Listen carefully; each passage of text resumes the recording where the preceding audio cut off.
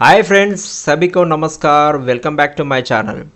इस वीडियो में आपके लिए rail land development authority of India से एक नोटिफिकेशन आया। It's a statutory authority of ministry of railways government of India में जो काम करते हुए कंपनी है रेल लैंड डेवलपमेंट अथॉरिटी। ये नोटिफिकेशन 2 मई 2026 को रिलीज़ हुआ। क्लोजिंग डेट है उसका 22 मई 2026 को क्लोजिंग डेट है। And applications to be submitted at the email ID, जो भी ईमेल आईडी वो लोग दिया है इसी ईमेल आईडी में एप्लीकेशंस फिलअप करके दे देना चाहिए। और सिलेक्शन जो भी है ना वो कम्प्लीटली शॉर्टलिस्ट होने का जो भी कैंडिडेट्स है उसको इंटरव्यू से ही करेगा। There is a no exam will be conducted for selecting of this candidates. अगर हम लोग वीडियो में आगे बढ़ने से पहले मैं आप लोगों को सभी लोगों को रिक्वेस्ट कर रहा हूँ कि वीडियो को कहीं तो भी स्किप मत करो, लास्ट तक देखिए so that you will get A complete information about this notification. And पहली बार मेरे चैनल को कोई तो भी विजिट हुआ एंड अभी तक मेरे चैनल को सब्सक्राइब नहीं कर रहे तो please subscribe to my channel and इस वीडियो को एक लाइक दे दीजिए so that I can bring you a lot of genuine job updates for you. And comment section में कमेंट दे दीजिए if you have any doubts on this notification. अगर हम लोग वीडियो में नोटिफिकेशन के बारे में आगे देखें तो ऑर्गेनाइजेशन नेम है रेल लैंड डेवलपमेंट अथॉरिटी है और पोस्ट नेम है site engineer civil and electrical engineering branches में है। Number of positions is 40 positions tentatively है एंड उसमें सिविल में 30 पोजीशंस है एंड 10 इलेक्ट्रिकल में है। एंड इसका रेम्युनरेशन है 76,000 पर मंथ रहेगा, all including of everything. And qualification required is BE BTech in civil engineering में जो भी करा उन लोग ये पोजीशंस के लिए अप्लाई कर सकता। एंड जो भी ग्रेजुएशन करा वो रिकॉग्नाइज्ड यूनिवर्सिटी इंस्टीट्यूट से पास होना चाहिए with A minimum of 55% marks से पास होना चाहिए। और SC ST लोगों जो भी है ना उन लोग 50% ऑफ मिनिमम परसेंटेज ऑफ पास रहना चाहिए। एंड उसके साथ में minimum 2 years of post qualification experience भी रहना है इन सेंट्रल गवर्नमेंट और state government. Central government PSU और स्टेट गवर्नमेंट PSU इसमें रहेगा। अदर प्राइवेट ऑर्गेनाइजेशंस में भी जो भी एक्सपीरियंस है तो वो भी रिलेवेंट फील्ड में कंस्ट्रक्शन डेवलपमेंट इलेक्ट्रिकल वर्क में है तो those people also can apply for this positions. अगर एज लिमिट हम लोग देखें तो मैक्सिमम 45 ईयर्स तक रहना चाहिए। And closing cut off date है लास्ट डेट ऑफ एप्लीकेशन का जो भी है ना वो कट ऑफ डेट से कैलकुलेशन होता है। And as per rules of government rules and regulations के हिसाब से एज रिलैक्सेशन भी मिलता है फॉर द कैटेगरी से। SC ST वालों को 5 साल का रहता है एंड OBC वालों को 3 साल का रहता है। एंड ऑफिशियल वेबसाइट है RLDA indianrailways.gov.in है। अगर आप लोग ये पोजीशंस का प्लेसमेंट कहाँ पर हो गया बोले तो पैन इंडिया में ये पोजीशंस को प्लेस करने के लिए ये नोटिफिकेशन वो लोग रिलीज़ करा है। And desirable and preferred skills जो भी देखे तो बिल्डिंग कंस्ट्रक्शन वर्क्स में जिसका भी एक्सपीरियंस है ब्रांचेस में है तो वो लोग ये पोजीशंस को अप्लाई कर सकता है।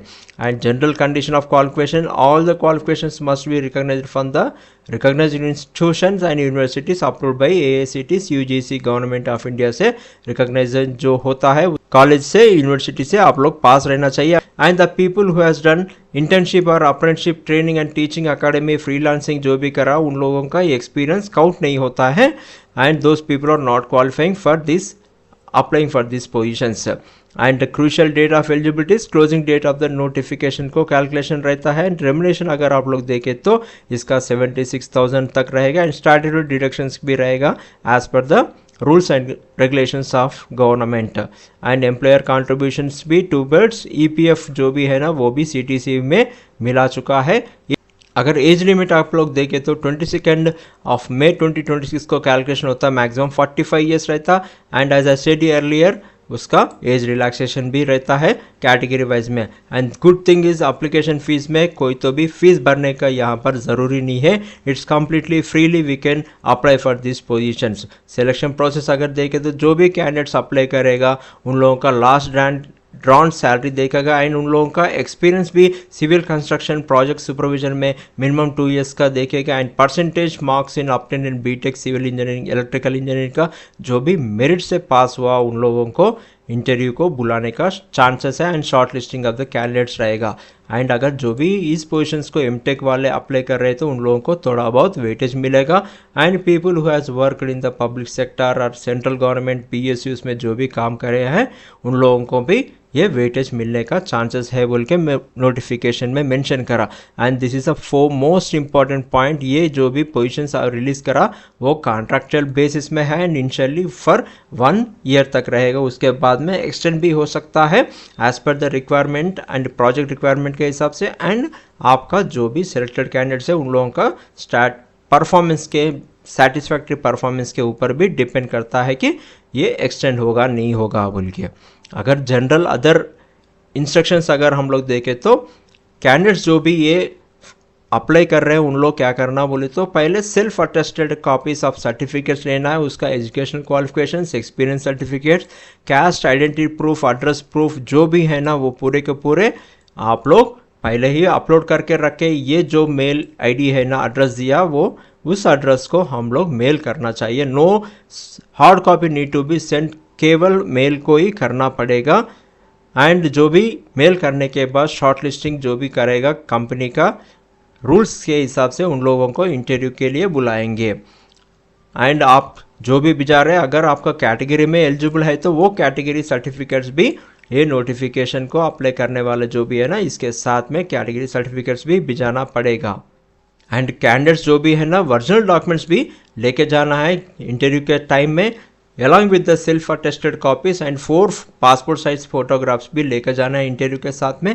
आप जो भी अप्लाई करते टाइम में जो भी सर्टिफिकेट्स अपलोड करा वो पूरे के पूरे ओरिजिनल डॉक्यूमेंट्स भी लेके जाना है, अदरवाइज कैंसिलेशन भी हो सकता है and you are not allowed for to sit in the interviews. And candidates must be medically fit and selected candidates has to go undergo for an medical examination लेना है, खुद का कॉस्ट से रहना चाहिए। एंड रूल्स ऑफ कंपनी का जो भी रूल्स है ना वो मेडिकल टेस्ट आप लोग देना पड़ेगा, उसके बाद में मेडिकल सर्टिफिकेट आपको सबमिट करना पड़ेगा कंपनी को। जो भी करेंजम और क्लैरिफिकेशन और अपडेट्स जो भी है ना वो पूरे के पूरे ऑफिशियल वेबसाइट में ही पब्लिश होंगे। कैरियर सेक्शन में जाके आप लोग रेगुलरली चेक कर सकता है एंड आपका ईमेल आईडी में भी चेक कर सकते हैं। आप लोग कैसा अप्लाई करना बोलिए तो candidates must send 1 set of photocopies, application form पूरे के पूरे फिलअप करना है। यहाँ पर नोटिफिकेशन में अनेक्सर 1 में वो एप्लीकेशन फॉर्म दिया है, उसके साथ में ये सेल्फ अटेस्टेड फोटोकॉपीज जैसे आपका मार्कशीट हो, मेट्रिकुलेशन सर्टिफिकेट्स हो, कास्ट सर्टिफिकेट कैटेगरी अगर if you are applying for that one उसमें चाहिए, और जो भी प्रोविजनल सर्टिफिकेट्स है वो पूरे, और आपका एक्सपीरियंस सर्टिफिकेट्स है वो, and monthly last month certificate, pay slips and form 16 जो भी है ना वो पूरे के पूरे आप लोग पूरे निकाल के प्रिंटआउट्स निकाल के एप्लीकेशन फॉर्म्स के साथ अटैच करके चेकलिस्ट आप अनेक्सर सेकंड में देख के उसके साथ में अप्लाई करना है। And ID proof and address proof भी आपको भिजाना पड़ेगा। And 4 recent passport size photographs आपके पास रखना चाहिए, वो ओरिजिनल डॉक्यूमेंटेशन वेरिफिकेशन में टाइम में एप्लीकेशन के साथ देना पड़ेगा आपको। For any clarification please contact at the following contact number, ये जो नंबर्स दिया है उस पर आप लोग कांटेक्ट कर सकते हैं अगर आपको कुछ भी डाउट है तो ये नोटिफिकेशन के बारे में। और नीचे नोटिफिकेशन में यहाँ पर आप लोगों को एप्लीकेशन का फॉर्म भी दिया है, ये फॉर्म आप लोग प्रिंट आउट निकाल के या अपलोड करके आप प्रिंट आउट पूरे के पूरे फिलअप करने के बाद ये फॉर्म को अटेस्टेशन के साथ आपको भिजाना पड़ेगा। And candidates and the job aspirants जो भी इस पोजीशंस को आप अप्लाई कर रहे हैं उन लोग सभी लोगों को मेरे तरफ से ऑल द बेस्ट है। And thank you for watching my video.